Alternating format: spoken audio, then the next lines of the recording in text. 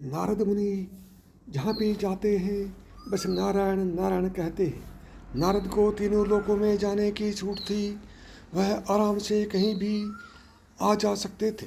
एक दिन उन्होंने देखा कि एक किसान परमानंद की अवस्था में अपनी जमीन जोत रहा था। नारद को यह जानने की उत्सुकता हुई कि उसके आनंद का राज क्या है। जब वह उस किसान से बात करने पहुँचे तो वह अपनी ज़मीन को जोतने में इतना डूबा हुआ था कि उसने नारद पर ध्यान भी नहीं दिया। दोपहर के समय उसने काम से थोड़ा विराम लिया और खाना खाने के लिए एक पेड़ के नीचे बैठा। उसने बर्तन को खोला जिसमें थोड़ा भोजन था। उसने सिर्फ नारायण नारायण नारायण कहा और खाने लगा। आप जिस पल जीवन के एक आयाम से दूसरे आयाम में जाते हैं उस समय अगर आप सिर्फ अपनी जागरूकता कायम रख पाएँ तो आपको मुक्ति मिल सकती है। किसान अपना खाना उनके साथ बांटना चाहता था मगर जाति व्यवस्था के कारण नारद उसके साथ नहीं खा सकते थे। नारद ने पूछा, तुम्हारे इस आनंद की वजह क्या है? किसान बोला, हर दिन नारायण अपने असली रूप में मेरे सामने आते हैं। मेरे आनंद का बस यही कारण है। नारद ने उनसे पूछा, तुम कौन सी साधना करते हो?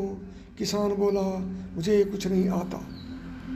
मैं एक अज्ञानी अनपढ़ आदमी हूँ। बस सुबह उठने के बाद मैं 3 बार नारायण बोलता हूँ। अपना सा काम शुरू करते समय मैं 3 बार नारायण बोलता हूँ। अपना काम खत्म करने के बाद मैं फिर 3 बार नारायण बोलता हूँ। जब मैं खाता हूँ तो 3 बार नारायण बोलता हूँ और जब सोने जाता हूँ तो भी 3 बार नारायण बोलता हूँ। नारद ने गिना कि वह खुद 24 घंटे में कितनी बार नारायण बोलते हैं।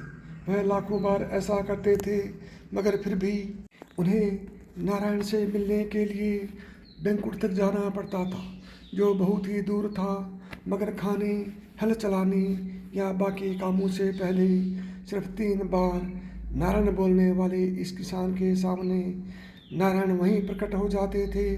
नारद को लगा कि यह ठीक नहीं है, इसमें जरूर कहीं कोई त्रुटि है। वह तुरंत बैंकुट पहुंच गए और उन्होंने विष्णु से पूछा, मैं हर समय आपका नाम जपता रहता हूँ मगर आप मेरे सामने नहीं प्रकट होते। मुझे आकर आपके दर्शन करने पड़ते हैं मगर उस किसान के सामने आप रोज प्रकट होते हैं और वह परमानंद में जीवन बिता रहा है। विष्णु ने नारद की ओर देखा और लक्ष्मी को तेल से लबालब भरा हुआ एक बर्तन लाने को कहा।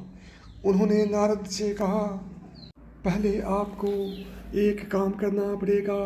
तेल से भरे इस बर्तन को भूलोक ले जाइए मगर इसमें से एक बूंद भी तेल छिड़कना नहीं चाहिए। इसे वहाँ छोड़कर आइए, फिर हम इस प्रश्न का उत्तर देंगे।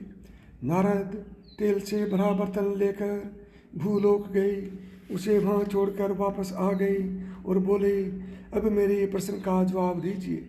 विष्णु ने पूछा, जब आप तेल से भरा यह बर्तन ले जा रहे थे तो आपने कितनी बार नारायण बोला? नारद बोले, उस समय मैं नारायण कैसे बोल सकता था? आपने कहा था कि एक बूंद तेल भी नहीं गिरना चाहिए, इसलिए मुझे पूरा ध्यान उस पर देना पड़ा। मगर वापस आते समय मैंने बहुत बार नारायण कहा। विष्णु बोले, यही आपके प्रश्न का जवाब है। उस किसान तेल से भरा बर्तन ढोने जैसा है जो किसी भी पल छलक सकता है। उसे अपनी जीविका कमानी पड़ती है, उसे बहुत सारी चीज़ें करनी पड़ती हैं मगर उसके बावजूद वह नारायण बोलता है। जब आप इस बर्तन में तेल लेकर जा रहे थे तो आपने एक बार भी नारायण नहीं कहा। यानी यह आसान तब होता है जब आपके पास करने के लिए कुछ नहीं मिलता।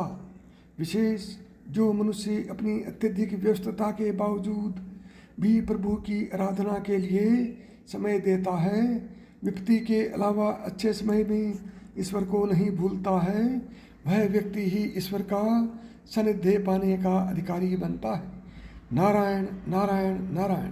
भवसागर से पार होने के लिए मनुष्य शरीर रूपी सुंदर नौका मिल गई है। रहो कहीं ऐसा ना हो कि वासना की भंवर में पड़कर नौका डूब जाए। जिस प्रकार एक छोटे से बीज में विशाल वटवृक्ष समाया होता है, उसी प्रकार आप में अनंत क्षमताएं समाई हुई हैं। आवश्यकता है उस ज्ञान की, अपना बौद्धिक एवं शैक्षणिक स्तर को उन्नत करने की, जिसे प्राप्त कर आप महानता प्राप्त कर सकते हैं। नारायण नारायण नारायण। राधे राधे।